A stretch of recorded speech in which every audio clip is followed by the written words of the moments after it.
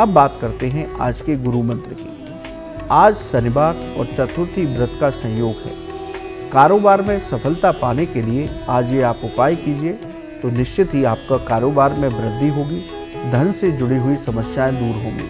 आज पीपल के वृक्ष पर जल में गुड़ और काले तिल मिलाकर के चढ़ाइए। गणेश जी की पूजा करने के बाद उनको दूर्वा अर्पित कीजिए और इसके साथ ही भगवान गणेश का विशेष मंत्र है ओम वरद विनायकाय नमः।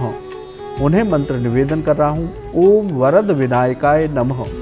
इस मंत्र की एक माला जप कीजिए। इसके साथ पूजा के बाद कुछ दूर्वा अपने व्यापार स्थान की तिजोरी में रख दीजिए तो गणेश जी की कृपा से व्यापार में वृद्धि होगी। गणेश जी से आप प्रार्थना करें तो विघ्नहर्ता आपके व्यापार के सभी विघ्न दूर करेंगे और आपके व्यापार में अप्रत्याशित लाभ की प्राप्ति आपको होगी। बंधुओं, आज दिन बहुत उत्तम है। हमने आपको विशेष सिद्ध मंत्र बताया है।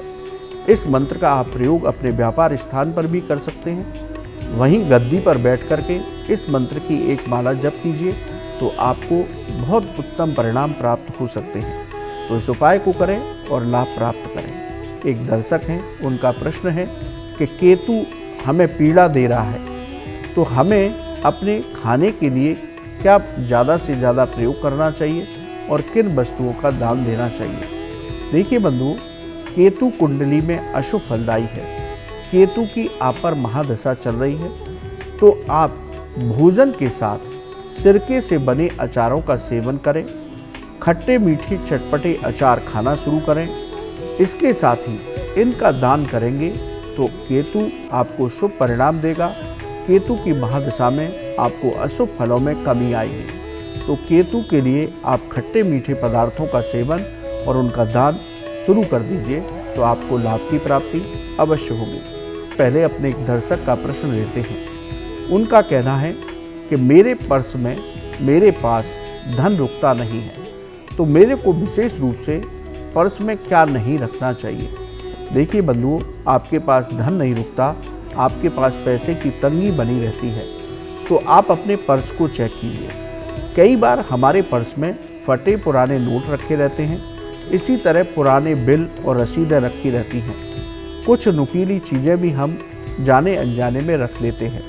इसके साथ ही भगवान की तस्वीरें भी और अनावश्यक कागज़ भी रखे रहते हैं। इसलिए आप समय समय पर अपना पर्स चेक कीजिए और यदि आपके पर्स में कुछ ऐसी वस्तुएं हैं तो उनको तुरंत निकाल दीजिए।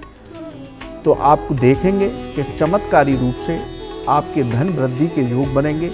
आपका पैसा अनावश्यक कार्यों पर खर्च नहीं होगा और आपका पैसा, आपका पर्स हमेशा धन से भरा रहेगा। बंधुओं, यदि आपका भी कोई ज्योतिष और धर्म से संबंधित प्रश्न हो तो आप हमें ईमेल कीजिए, हम उसे कार्यक्रम में अवश्य शामिल करेंगे। बंधुओं, आज के लिए इतना ही। कल सुबह पुनः आपसे मुलाकात होगी, लेकिन ज्योतिष और धर्म से संबंधित आपका कोई सवाल हो तो आप हमारे ईमेल पर लिखकर भेजें, हम उसे कार्यक्रम में अवश्य शामिल करेंगे। बंधुओं, आपका आज का दिन बहुत उत्तम हो, आपकी सभी मनोकामनाएं पूरी हो, ये हम भगवान से प्रार्थना करते हैं। आप हमारे कार्यक्रम में जुड़े, आपका बहुत बहुत धन्यवाद। राधे राधे।